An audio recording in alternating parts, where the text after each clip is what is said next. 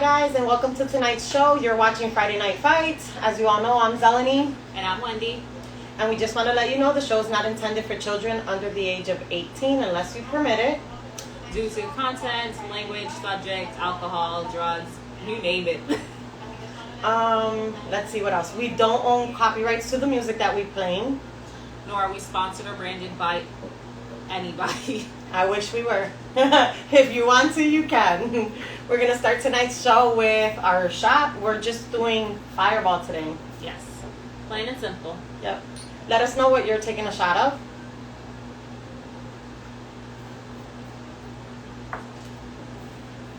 Ooh. I didn't realize I don't like cinnamon too much. Anyway.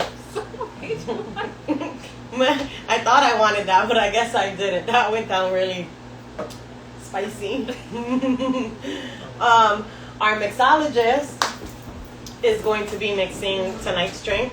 As you know, our first topic, we're actually going to start with this one just because it's such an intense, deep topic and it's real. So we want to make sure that we get into it and we get into it right. It's going to be... What? Oh, the topic or the drink? Just the first topic. Raising a child that has come from a bad situation. Such as rape. Abuse. Mm-hmm. All of those. But before we get into it, let's see what we're drinking tonight. Let us know what you are drinking. We really want to know. So we're going to mix some Bacardi rum punch. You know, one of those pre-made drinks already made. And we're just going to put it all in, I think. Are we? Maybe not. Maybe not. Or maybe we will. I just feel like we might take the whole thing. Oh, yeah. Oh, yeah. No, we'll just put it all in. Pay no mind to us. We eyeball everything here. None of us are like a certified bartender. We're going to add some passion fruit to this bitch. Ooh, we have a Hennessy drinker. Very I love the bold, color. Right? So pretty. Maybe I should cut back on the alcohol. And then some mucho mango to this bitch. You know, we need to bring it down. Somebody's drinking a beer. Sometimes, you know, you just need a nice cold beer. It reminds me of kind of like a sunset or something. We don't have a stir. Oh, yeah, we do. I have it right here. Okay. And, yeah. Smaller cups. We're so unprepared today. We really are. What is going on with us? We were too busy chit-chatting, whatever you call it, Yes. from before the show. Yes.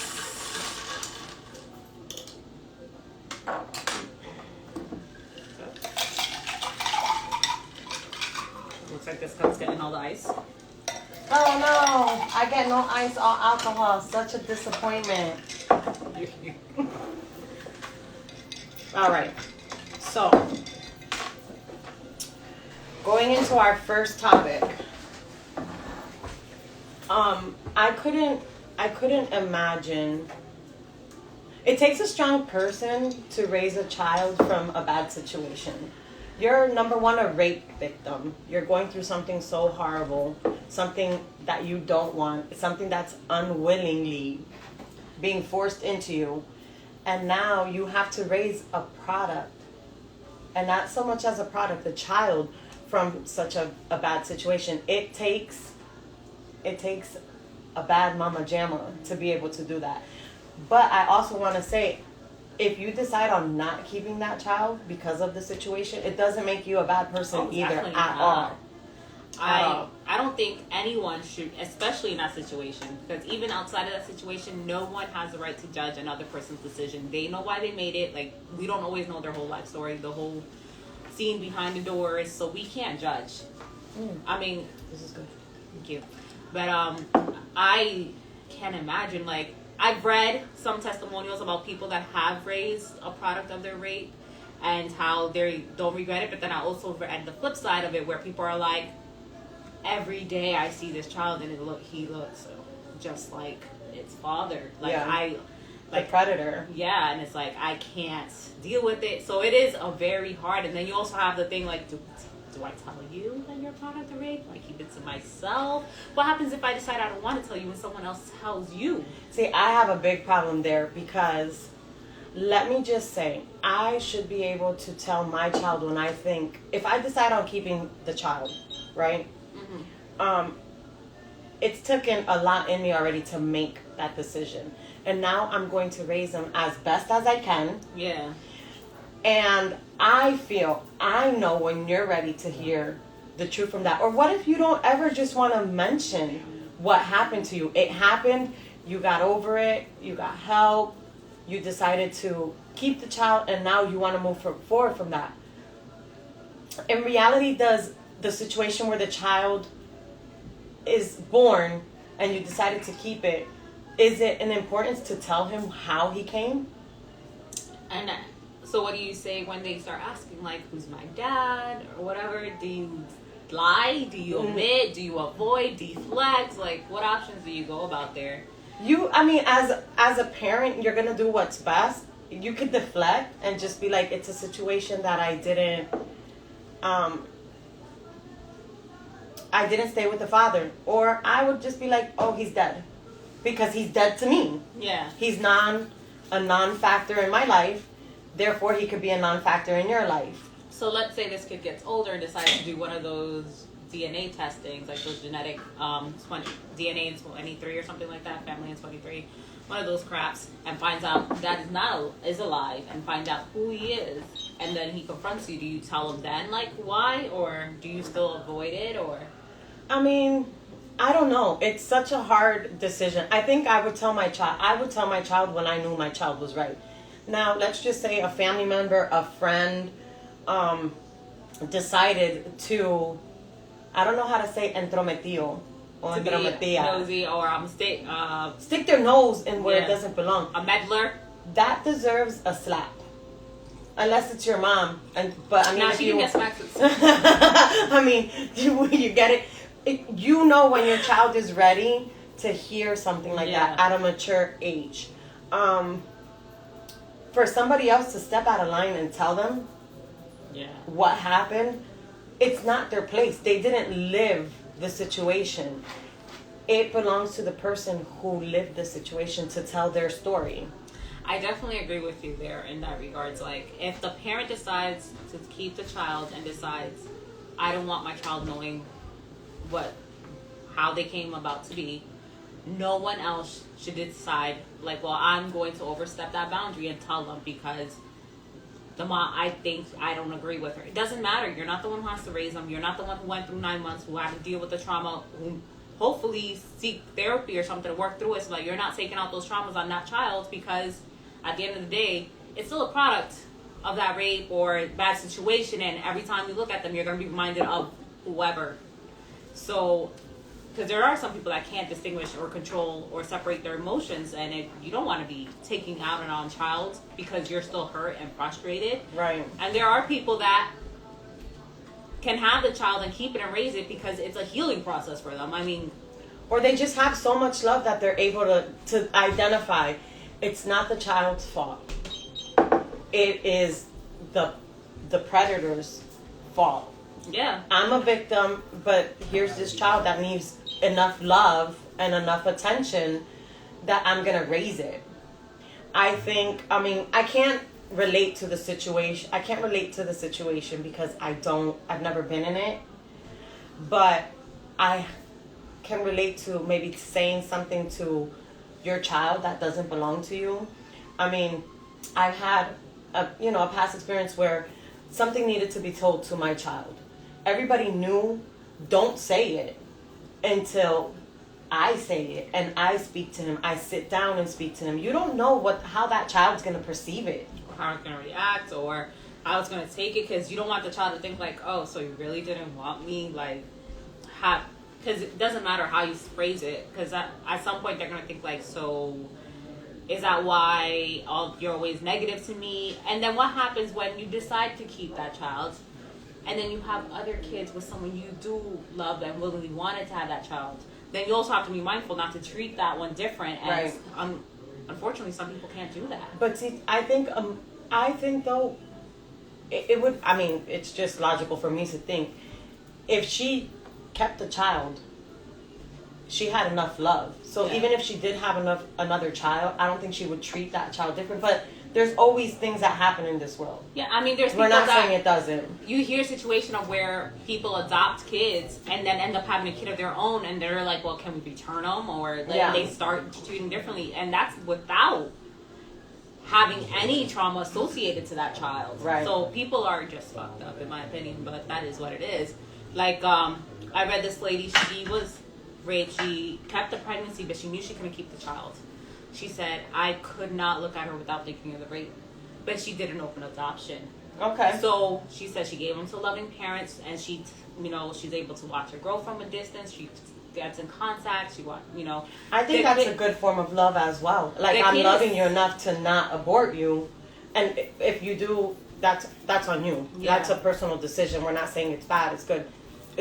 We're not living it, but for you to carry it, feel it inside of you, give birth to it, and give it away, you're giving it to a home that the child will feel the love that you're not able to give it. Yeah. She said that the kid turned 6 and asked her, like, why didn't you want me?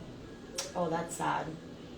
And she was like... but see, 6 is not an appropriate age and to that's explain And that's to a what child. she said, too. She was like, I couldn't tell her the truth now. She's like, but it broke her heart. Because she is watching her grow up, and she is semi-involved, not as involved as the parents clearly, but she's still in the picture. Yeah.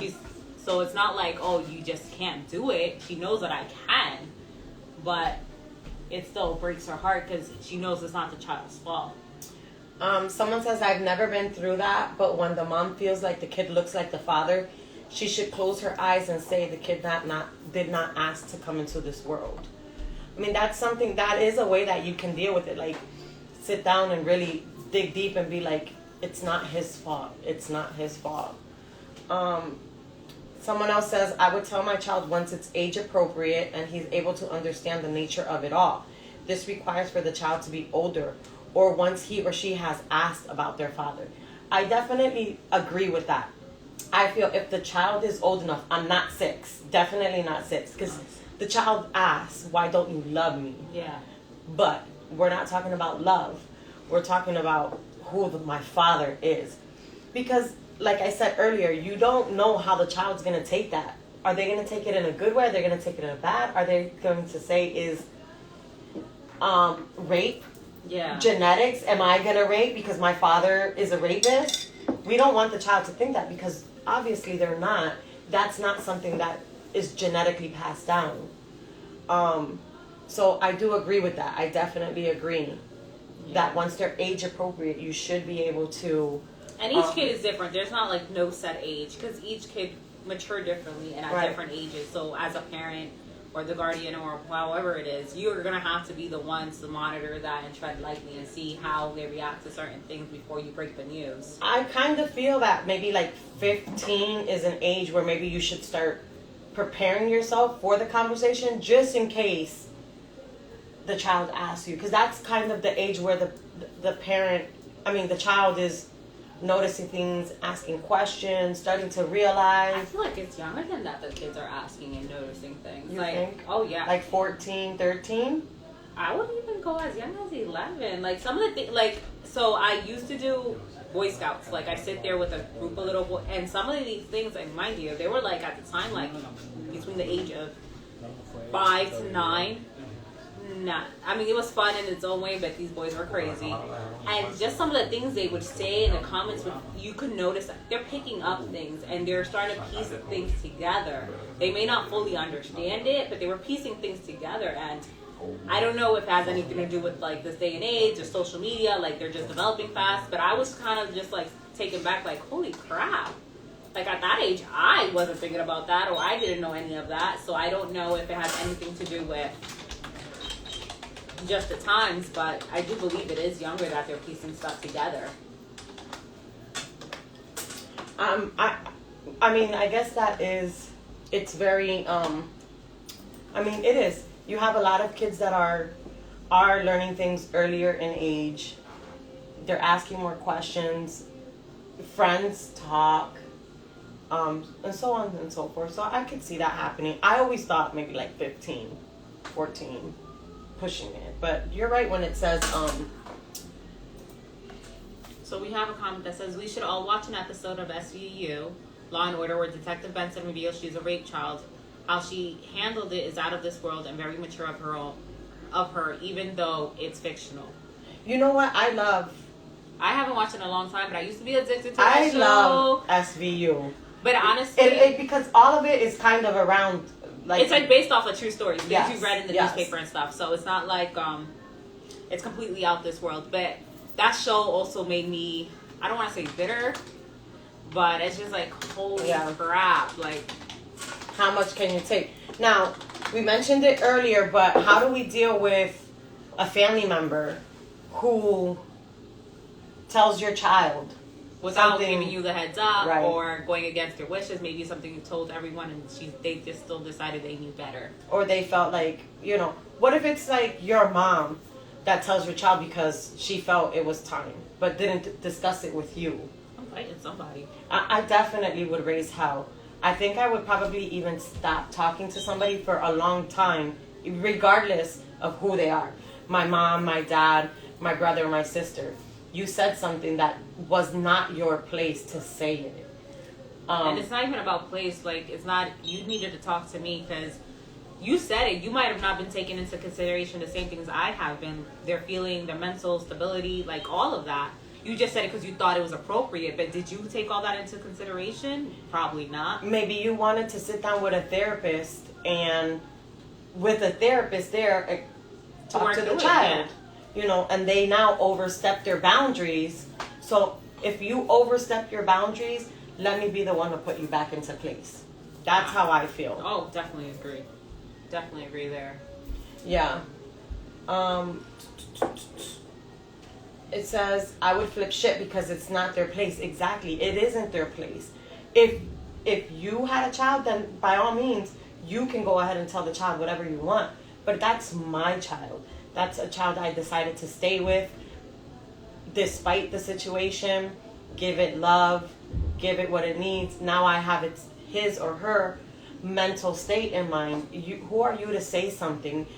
I think you should definitely cut somebody off if they do that, because I'll tell you this from experience. If they do it to you once, they'll do it to you again. They don't care. They don't respect you. So, play devil's advocate. So let's say you keep the child and everything.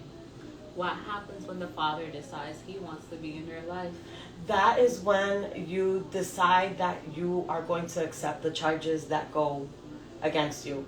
Because yes, we both made a child. It was not consensual. I didn't agree. You took advantage. I didn't say I wanted you as the father of my child. You took that right away from me. So guess what? That child is not yours. And I will forbid my child from getting a DNA test. You can never. I mean, people disappear from this world every day. Right. I can't help it if you got lost hiking. We agree. No one's place but the parents to have that conversation. Okay. I definitely agree. If you know, I have it here. If you know, like, just say if you knew that happened to me, you should not have that conversation with him or her. You don't know diddly squat about what happened. You don't know what you went through to be able to tell the child, oh, I went through this, I endured this, but out of that, you came here and I love you no matter how. You don't get the same feeling. Yeah. Because you're a family member. You are not the parent. Yeah, you're not in the driver's seat. You're only watching. So you shouldn't have a say in it at And all. not even watching. You were not even present, because if you were watching, you would have helped me by keeping it a secret and waiting till I spoke up about it. Yeah. So you're not even in the car with me. You're not even, what is it? A passenger? Yeah, no. There's something else when you're like the side driver. Backseat driver? Probably. No, it's not that either. I can't say it. I can't think about it right now. Well, there should have been a restraining order right after.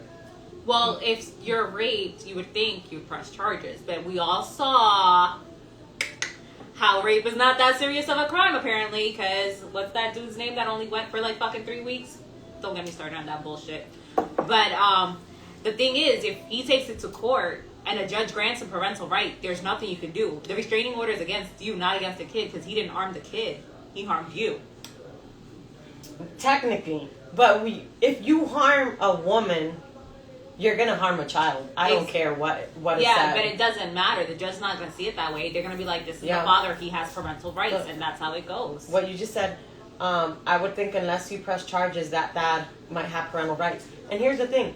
A lot of rape victims don't come forward until years later where they've mentally and physically recovered from that situation. And unfortunately, there's a statute on that. So you can't just wait too long, because when you decide to come forward, it sounds horrible. It's too late. It is too late. They can't do anything about it. Like, there's no evidence. They can't do no rape kit exam. Like, none of that. Right. And it's tough, because even when you decide to come forward as a victim, they still shame you like you were asking for it. Well, what were you wearing? What were you doing? Did you get drunk? I don't care whether I got drunk or not. You if I was on top of the table naked, still doesn't give you the right to touch me unless I give you fucking permission. Like, I don't understand how hard that is to comprehend. Right. Well, guys, thank you for keeping with us on this topic. We're going to move on to our second topic. If you want to inbox us anything, make sure. Something that I did want to mention is if there's something that you want to inbox us private, you don't want it to come out on the chat, you can't inbox it while we're live. You have to actually get out of the live, inbox us. That way it's not seen. Okay. I did not know that. I didn't know that either. But by all means, inbox us. Let us know. Tell us how you feel. Remember, if you have been in that situation, get the help that you need. Therapy works. You could talk to somebody outside without having to feel judged. If you are in that situation, lean on your friends, lean on your family if you can.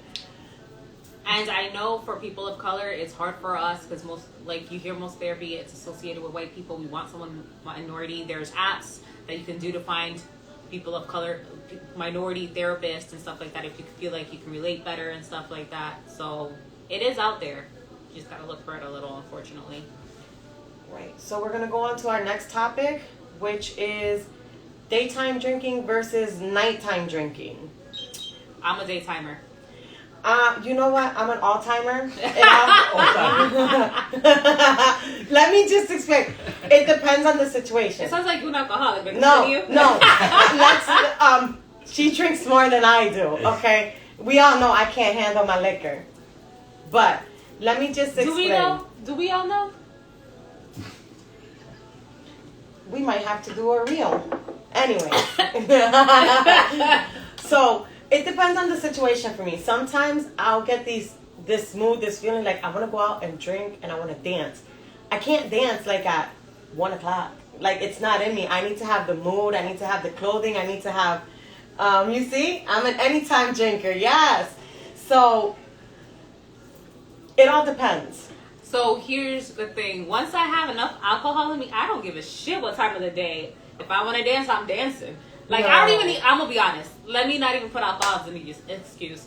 Like, I'm usually down for anything sober. I'll get on bar table sober. I'll be like, oh, sure, I'll be your fucking partner. Let's go. Now, if you get me drunk, well, not let's say drunk. If I'm intoxicated a bit, I'm a whole lot friendlier. Like, normally I'm just like, he'll get away, but I'm like, oh, let me give you a hug. You look so pretty. Now, let's be friends. Bitch, don't move my ass. Let's just say I take to daytime drinking a little bit better than nighttime. Nighttime, I get really messed up if I do nighttime. Now, mind you, I want to get dressed. I want to go out. I want to have a good time. I want to party all night. I want to dance. I want to drink. The next day, I'm paying for it. But I've noticed if you go daytime drinking, you are less likely to get drunk as quickly and as harshly. You want to know why? Because when you're spreading it out. You're spreading it out, and not only that, but you're eating. Yeah. You're like eating stuff, like little appetizers. You're eating lunch. You're having a glass of something with the food. So you're coating your stomach. At night, I am too busy. Like 5 o'clock hit. Oh, 5 o'clock. I got to do my hair. I got to do my makeup. I got to get dressed.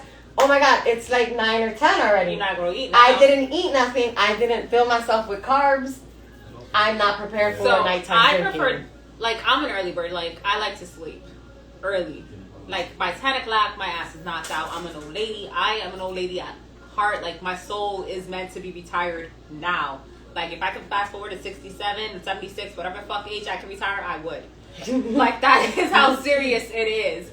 But, I love daytime drinking because I feel like, all right, it's not like at night where everything is like compressed and you're like, all right, so we got to take shots, we got to drink to get like this buzz because we only have a few hours till the club closes and X, Y, and Z. During the daytime, I'm spread, I'm enjoying, I'm like, I still got hours.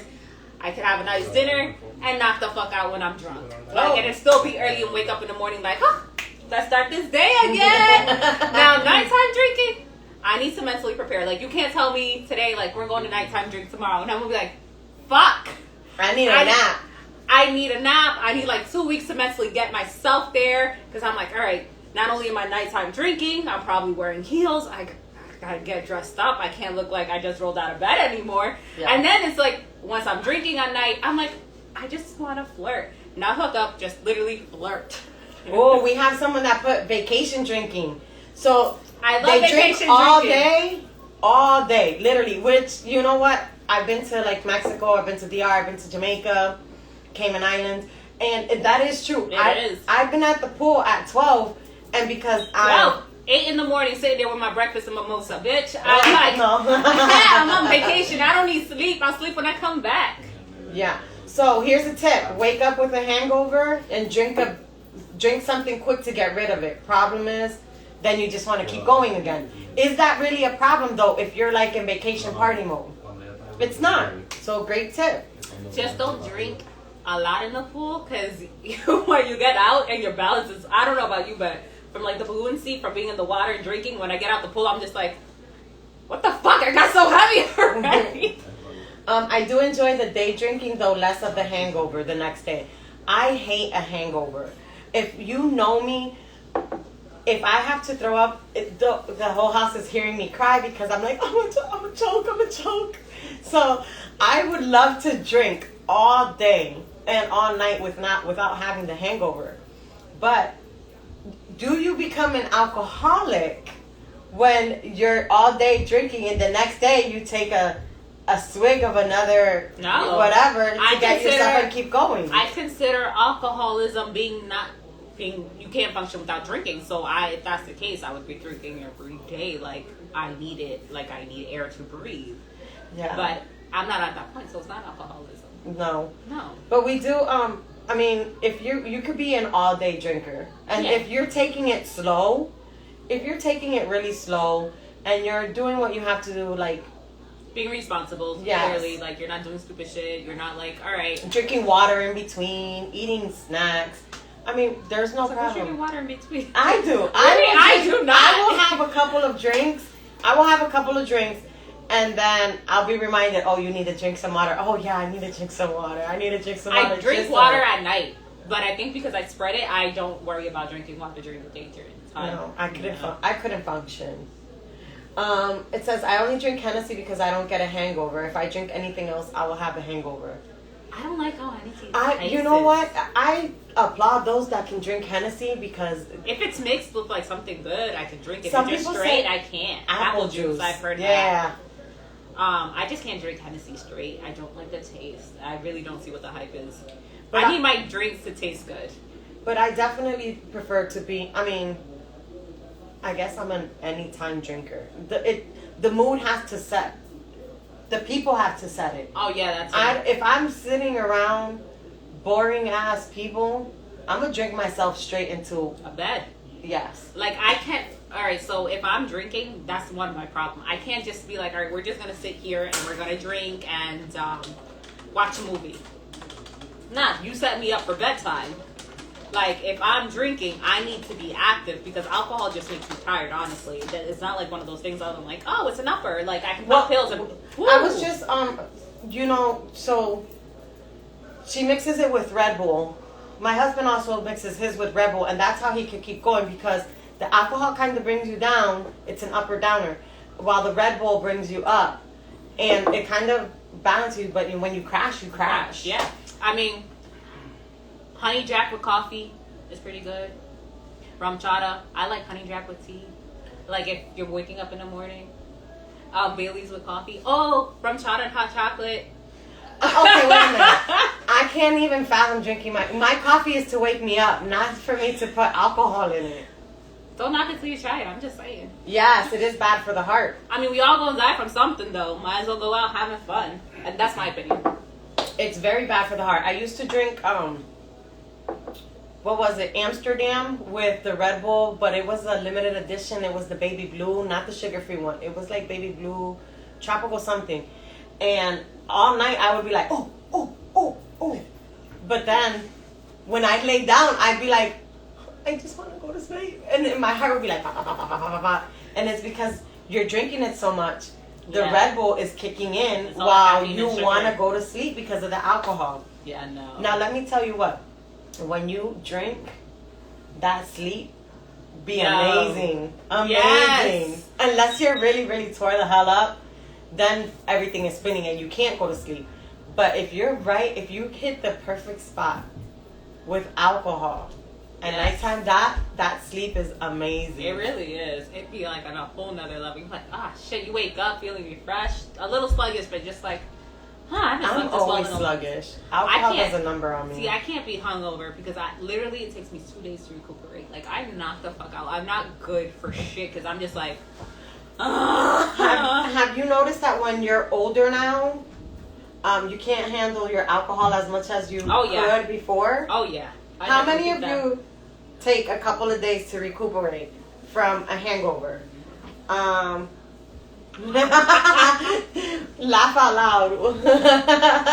We've seen your drunken sleep. Yeah, a couple of you have. It's a good one. It's like... But I just heard that we need to plan another party bus. That's what I just heard in that conversation. I'm dying for a party bus. I mean, I want a reason to get dressed up. We've done party buses like 4 times a year, but due to COVID, we haven't. But I definitely think we need a party bus. Us, our viewers, those who want to be down with us, we should think about that. We could raffle off seats or something. Yeah, we could. Raffle off 2 seats. Yeah.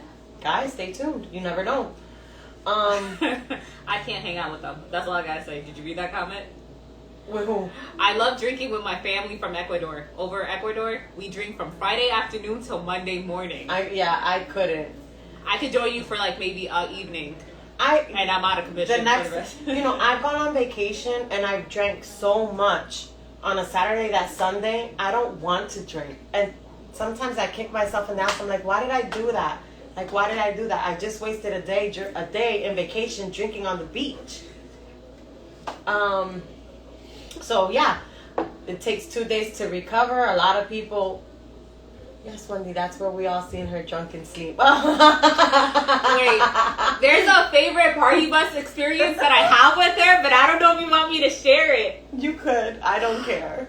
It was I think the first party bus I got with you. And you're I think it might have been for your birthday. I can't recall. You tell everyone before. We're about to head there. Y'all better get your ass right. Blah, blah, blah. Be at the bus by 3 o'clock in the morning if you're not here. I remember that. Be here at 3 o'clock. If not, the doors are closing without you. We leaving without you. We don't give a fuck. You better be on your best behavior. If you get kicked out, that's not our problem. We're not stopping. Blah, blah, blah. Lo and behold, everyone wanted that club except for someone. I did. Well, you know what it was? We were drinking. We were passing around the bottles. We really were. The minute they opened the doors and the wind hit me, I just remember going, and I was trying to walk and my feet were twisting. And he's like, what the hell is wrong with you? I'm like, the construction on the road.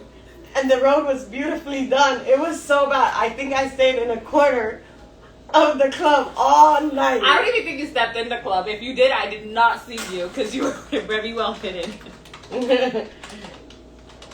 Let's see. I mean, okay, let's just get something right. Every party bus I've been to, just recently, I was very proud of myself. I stayed up till 1:15. You did really good. I did really good. I remember the time I didn't even get into the entrance doors, but I did really good. I stayed up till 1:15, and it's only because I went out. I took my shoes off. I went outside.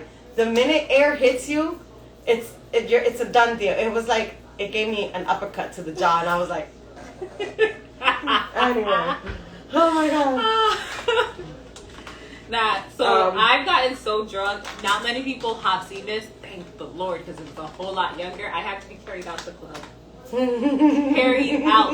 I mean, like, I was passed out in a public motherfucking bathroom, and some dude picked my ass up and literally had to carry me out to my friend's car because I could not walk. And they're trying to talk to me, and all I could mumble. Like, my friend took me to my room and had to undress me because I couldn't undress myself. I had friends take a shower. I was so pissed off the next day, but I've had friends take me a shower. Oh, shit. I don't do nighttime drinking too well because I'm just like, and it's true what you say. You're going pow, pow, pow, sha, sha, sha. And especially when they're like, last call. Oh, shit. We still got an hour at the club. Give me like 20 drinks. Yeah. So I guess I don't know how long it takes me to recover because I'm retired, so I sleep and drink when I want.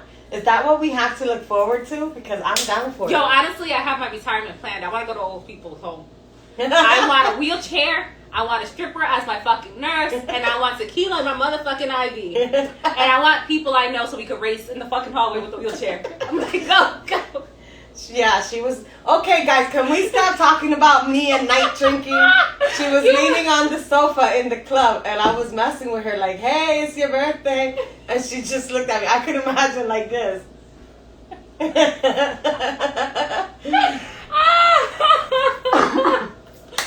How about the night you forgot the garage? Okay, wait a minute. At what point did this topic become, let's say... Wait, I want to hear about this night, though. Oh, my God. I did. So I went out drinking, and I went out with my best friend, her man, and we were drinking and we were drinking and we were drinking. Him and his cousin had to bring me home. I didn't have the keys to the house, so I had to use the garage door, and I was so drunk. And he was like, "What's the code?" And I was like, 1, 2, 3, 4. I was like, 9876. And he was like, damn it, Sal, what's the code? I need to get you in your house. I literally had to call my husband in Puerto Rico. It was like 2 o'clock in the morning here. It was 3 o'clock in the morning there. And I was like, they're like, the code. And then they got the code and they got me in the house. But wait a minute. Okay, we need to stop. No more stories about me. No more. Someone's saying something about her. But we all know now, I'm not a night drinker. I'm a day drinker because, like, there's celery, there's carrots, there's crackers, there's cheese. It's keeping me awake. I'm drinking water in between. Don't give me night drinking. I don't do well night drinking. By the time it hits my system, it's too late. So you know how there's people that when they start drinking, they're like, oh, I feel tipsy. I don't feel tipsy. I'm good and then I'm bad. There's no in between. I don't feel it. I've drank enough, and after that bad drunk experience I had, I was like, never again. So I'm very, very mindful of my body. I'm like, I think I'm getting to that point. Let me start munching on a bit, or you'll see me start splitting some water, and then I'll continue drinking. But I'm like, I can't. I was like, I'm definitely a day drinker. I can do nighttime. I have done nighttime, clearly. I've been on party buses with you. But again, I like to supply the drinks, and I like to get everyone to drink it. Look, I enjoy day drinking also. So let's say drink. Let's day drink. We should have a day drink. We should have like a pub crawl. Friday night pub crawl. Instead of a nighttime party bus, let's do a daytime one. We can like go to like random art museum and talk hella shit. No, let's not talk about what happened on Carnival Cruise. Let's not. Okay. Well, look at guys, it's the time. It's 7:42, and I think the audience wants to know about Carnival Cruise too. No, the topic's done. Sorry. Ding, ding, ding, ding, ding, ding, ding, ding, ding, ding, ding. This topic is done. Wendy turns into a Vegas dance girl. I don't know. It would be a Saturday during the day. We could definitely do that. Oh yeah, fuck that. I'm game for that. Yes. Awesome. I know the Lehigh Valley, I don't know if they did it this year. They usually do a wine bus ride. So you like go to the winery, you get a bus, you sit on the bus, and you go to different wineries in the area. I mean, I'm not a wine drinker, but I will still fucking drink it. Can't waste alcohol. I like wine. I think wine is good. Don't give me that like red wine, the dry wine. I need it to be sweet. It needs to be sweet, and then if you mix it with some stuff, wine is definitely good. So I definitely think, stay tuned guys, because we're listening to what you're saying, and we all use want. Wait, what's the Sofrito restaurant? Where's that at? I have no idea, but we will Google it. So, like a month or two ago, we went to this African restaurant. And it was BYOB. Yo, there was like 8 of us. All of us brought in like 2 bottles. So we're sitting there and we ordered these big ass fucking platters, and we left there feeling nice because they were like, there was no bottle limit. So we could definitely do something like that. Well, Taylor Port. I gotta try that. Oh, it's in New York. Okay. Okay. All right. Well, guys, let's go on to the next topic, which is the things we do for love, or the love. The crazy things we've done for love. Yes. Let me tell you the craziest thing I've done for love. Yes, I stayed in that damn relationship too long when I should have walked the fuck away. You ain't lying. Go ahead. That is the craziest thing I've done. Thinking it's gonna change. Yeah, that's And probably. it just changed for the worse. It doesn't change, and you're just sitting there like, what the fuck am I doing with my life? Why haven't I learned my lesson yet? Although I've read, like, so I follow these crazy pages on Facebook and Instagram, and I have literally read. They said men are fucked up, but some women are hella trash. You know what? Hella trash. Women, okay, men tend to do crazy things for love, yes. But let me tell you what, when a woman is decided on what she wants to do for love, she's gonna do it. Once she decides on not stopping it, then it's done. But women do a lot of crazy things. We are psycho. This chick literally was like, she had sex with this dude. And she was like, I liked it, X, Y, and Z. She fucking poked holes in his condom so he could pregnate her on purpose so that he'd be stuck with her for life. That's crazy. Who you telling? I was like, bitch, you what? Okay, so, oh good, your favorite subject. We want to hear a lot from you then. Let's see, is it love for your partner or love in general for anyone? Anyone. It doesn't have to be your partner. Remember, just because you're with your partner, you could have loved somebody before. There's stages of love, but we won't get in that because that's not tonight's topic, but there are stages of love. So just love, let's just say love in general, love for your partner or somebody else that you really, really love. What's the craziest thing you've done for them? How about people that leave their their spouse, not even significant other, their spouse, because they think they're in love with their coworker at work, and because they had sex like a couple of times, and then the coworker leaves them for their boo or whatever, and now they're all by themselves. I think that's something crazy you do for love. Let's see. I don't know if that's crazy or stupidity. It's stupidity. At the moment, I may have thought it was love, but it's definitely stupidity. I'll agree there. Yes, that is crazy. I married my husband. That's the craziest I did. Aww. That's cute. That is cute. Yeah, women are crazier, but don't get it twisted. Men don't fall far behind. They are crazy. And there are a lot of men who've done crazy stuff. I know somebody, he loved her so much that in the back of his car, they found masking tape, okay, rope. Yes, here in Allentown. He went to jail for like 3 to 5 years. Who shot kidnap her ass? Well, thank God the police came before he could get to her. Because when they opened the trunk, because she had, I'm not quite sure if she had a restraining order or if she did it. But when the police came and checked the trunk, it had all of that stuff in it. It had a crowbar, masking tape, rope, and whatnot. So he was crazy. He thought he was doing it for love. Could you imagine, like, being stuck in the basement? Like, I love you. You stay here. All I can think of is you. Did you see that show, You? Oh, you. I was like, no, I meant, how me? I meant to show you. I'm so sorry. Yes. Oh, you. sorry. It's perfectly. Everything he's done, yeah. he always had a reason behind it. And to me, it was like, damn, yeah, you know what? He makes sense. I'd be like, no, he don't make sense. No, you watch He's crazy. You watch that, you're like, oh man, I wish a guy loved me like that. It's like, oh man, all the shit he's willing to do for her. And then, like, after you turn off the television and reality sets in, you're like, wait, that's just not fucking healthy. That's toxic as hell. Yeah. Let me not. Yeah. So, the craziest thing done for love. Stay with your partner for the love of your kids. I don't know if that's I don't think that's crazy. I think that's, like, I understand where you're self-sacrificing, maybe. yeah. But I wouldn't say crazy. It's not crazy. Now, did you, beat someone up for her? Did you throw yourself in front of a moving vehicle for her? Did you I mean, those are things I expect from a relationship. Nope, I've never had anyone love me that much. Although, in my case, I am still friends with most of my exes. People tell me that's not healthy. No, you know what? I think that's very healthy. A lot of people think just because they're your ex, That there's still something, or that there's still something, or you can't be friends with them. But this is not a topic that we're going to talk about tonight. That's another topic that is in the topic wheel, and we could discuss that. Let me think. Yes, we want to know the craziest thing. What have you done for love?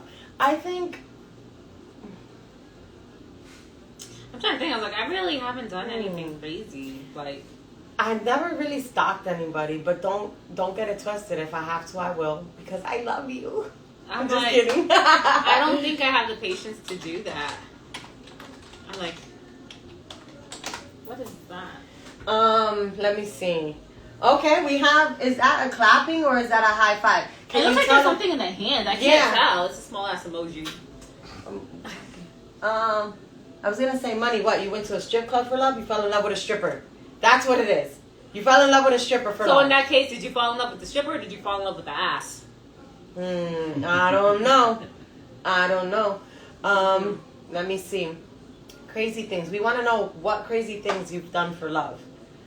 Well, I've seen people lie for their significant other, like when they're arrested and going to court and be tricked to be like their alibi and shit like that. Definitely. I've heard people have moved to a whole different state or country for love. That boggles me. I'm not moving anywhere for love. I used to work with this coworker, and they're still together, and I'm like, more power to them. He met this chick online. This chick lived in Mexico. He lived over here. He would send her money. And we used to ask him, like, oh, do you guys know each other? Like, oh, we've seen each other. Like, I've seen her when I got down there. We're like, oh, what's she doing with the money? Oh, you know, she's, like, building a place for them. And I'm like, oh, this bitch is just spending it. Lo and behold, they got a lawyer. This bitch is now a citizen. They are still together. And they have a place in Mexico. Like, oh, wait, so she was telling the truth. He was telling the truth because I was like, oh, man, this white boy's taken as a sucker. Yeah. But, yo, they're married. She's out there. They living their best life. They're traveling everywhere. No, that was not a wave. That is not a wave. Because it's not like the thingy is to show movement. That looks like it got something in its hand. I don't know if it's money or a rag. But... okay, read the next comment. That's a good one. Because I would definitely do that. I loved anyone that damn much. Besides my kids, I would be their alibi anytime. It depends on what my kid did, no lie. Because I'm a firm believer, like, you know, you also need to learn from your shit. Because I know I didn't raise you to be fucking stupid. If you couldn't get away with it, then maybe you need to get caught. But like, then again, if you come to me like, I killed someone because he was trying to, then I'll be a fucking alibi. But now if you're like, I just killed someone, well, then you should have thought that shit out better. If you get caught, you get caught. I can't be your alibi. I mean, that's just me, though. Tough loving. I don't know. I would be like, if he did something extremely wrong, then yeah. But, I mean, my kid, what? He crashed your car? No, he was here all night. That car was stolen. I love my kid that much that I'd do that for him. I guess I don't love my kids that much. I'm like, deal with your consequences. Grow the fuck up. You're so mean. My kids know this. They tell me this all the time. Okay, so... I'm trying to think. Does anybody know? A lot of you know me out there. What have I done that is crazy for love? I don't know. No. I can't. I've never, demolished somebody's car because I love them or tried to stay with them unconditionally. I don't know. I mean, I've done that. That was stupid. I did that for love, yeah. I tried to stay with them unconditionally, but... I ain't done nothing but stupidity for fake love. But at the moment, you thought it was real love. Mm-hmm. So I want to know what you've done. You're over here clapping. We want to know. He said waving. Oh, waving. Wave. She said, I knew that was a wave. I was waiting for the emoji that came with the wave. Yeah, it never came. It just looks like there's dollar bills in the hand. I think there's something in that hand. I don't know what. And here's the thing. There's a lot of stuff that you can do that you think it's for love, but it's a fake love. And I know people obsession, infatuation, all that. Yes. Lost. They all confuse that for love. Yeah. Or even lately being stigmatized when the sex is so great, you confuse that shit for love too. Like, but sometimes that's worth it. We'll have to agree to disagree on that shit. Did you just hear what you said? I said that they confuse great sex for love? Yeah, it's sometimes worth it. Yeah, when you're sitting there like at the door banging and like, why don't you love me? And reality, it was just the sex. Because then when you hop onto the other person and you ride it, you're like, you know what, that sex wasn't even that great. I didn't love him, I love you now. What if it was amazing? And now you're left doing crazy things. Sex, amazing sex will have people do crazy shit. stuff because they think they're in love, but they're not. So if no one's done anything crazy to you, then clearly the sex wasn't that great, I guess. It's like, someone put, damn, okay, good to know. Why you coming at her for? I ain't done nothing. Okay, but fake love. I let too many things slide. Really, that's about it. Thought is the key word. Yes, it is a keyword. You thought you were in love. But here's the thing, until you find that right person that you're not going to automatically go into this life loving the person that you're with forever. So you actually do things that to you, it seems like I love them, I'll do this for them. I really don't think I did anything for love because love should be mutual and I have to do crazy stuff for it. That's total bullshit. There's a lot of things you've done. I know. Your niece knows. ooh. Shots fired. Let's just say, if you're going from state to state visiting someone because you're in love, now you're traveling a lot, you're taking time out of your schedule, you're spending money on them, you're taking time away from either your kids or your family, those are crazy things you do for love. They may be little. They don't have to be huge. But if it's outside of your norm, I think anything outside your norm might be considered a little crazy. That's not what you'd normally do, and that's not something you would do when you're by yourself, when you're not in a relationship, or even when you're in a relationship, you're only dating, and you're not in love. If you go above and beyond for that person, that's even something crazy that you're doing for love. You generally wouldn't do this, but because you love this person, you're doing it. That's true. If you enable things, which a lot of women do for the sake of the man, and I'm not saying vice versa. The men can do a lot of stuff too to enable the woman, but when you do that, that's something crazy that you're doing for love. Because in reality, you shouldn't be doing that, but you're going to. So here's the thing: women have a tendency to fall in love with a man's potential because we see them and we're like, oh, if we stick around, I agree. We can. I don't want to say change, but basically make him see what we see. Yeah. Like maybe they'll reach this level. Or change him. Oh, I can change him. That doesn't happen. You can love somebody hard. If what you see is what you're going to get. If they want to change, they're going to change on their own volition. It has nothing to do with how much you love them. Same thing, like, doesn't matter how much potential you see in them. If they don't see it in themselves, or if they don't want to strive for it, it's not going to change. Like, you also have to, you constantly hear about love language. Like, when you're with somebody, and you're like, well, do you speak their love language? Women are quick to, like, willing to adapt to their love language, whereas men don't really adapt to women's love language. Ooh, someone said, I almost moved to the other side of the world for love. Ooh, I might have done it. Just to travel. That takes a lot of love. Do you, okay, so I want to know, are you thankful that you didn't do that? What do you call it? I want to know, like, are you thankful I didn't do that? Like, you love that person enough to be like, I'm going to move completely over there. But now that you sit down and think about, almost, so what happened? We want to know. I am what? What did I say? I said a lot of stuff. Yeah, I'm like, he's glad he did it. Yeah. Things ended up working out. So as in that she stayed behind as well, or you found someone else? Things ended up not working out. Oh. Could you imagine what you give up here for love? and then you go there and it doesn't work out, and then you're kicking yourself in the ass like, why did I do what I did? That means, like, I don't want to say giving up, but like selling a lot of your possessions here, because I highly doubt you're going to take them all with you to travel across the. No, if you're traveling halfway to the other side of the world, yeah, you're probably selling everything you have. You're probably getting rid of an apartment that you may have had, pets if you have them, and then just to find out that it didn't work, that it was all a fraud. I would be so pissed. I think I'd slap somebody. But who's to say that when you move, you don't happen to find the love of your dreams there, or you find a better situation, or I mean, these are all what ifs. We don't know because no one can predict the future. I mean, and if you can, I'd like those winning lottery numbers, please. But again, just what ifs. Like, yeah, sometimes life has a funny way of working itself out. He planned it all. Oh my God. But then another viewer chimes in and says, I mean, if you have nothing to lose, then the risk is worth it. At the moment, it does seem worth it. He's saying, like, he's glad things didn't work out. But at the moment, you're so focused on what you see there that you don't think about, like, what could happen if it didn't work, what it did.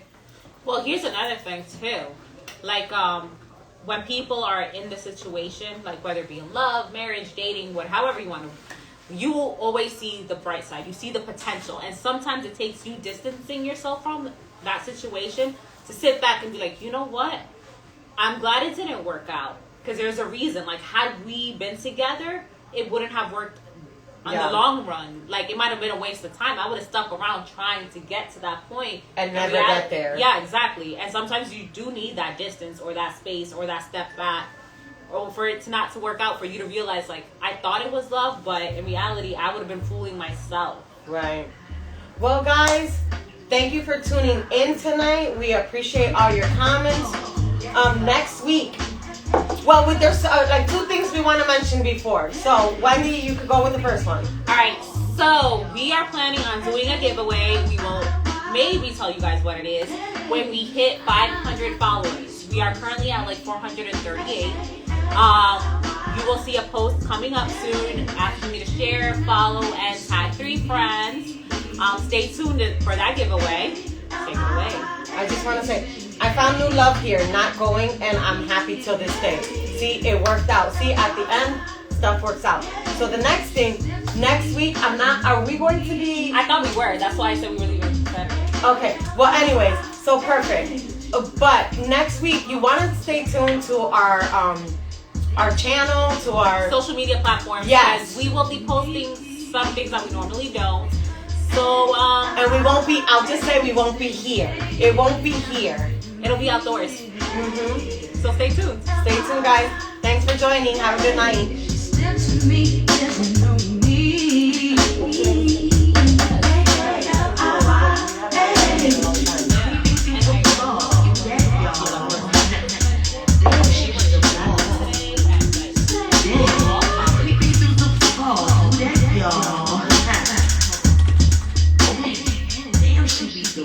I meant to ask, did I do a cord here?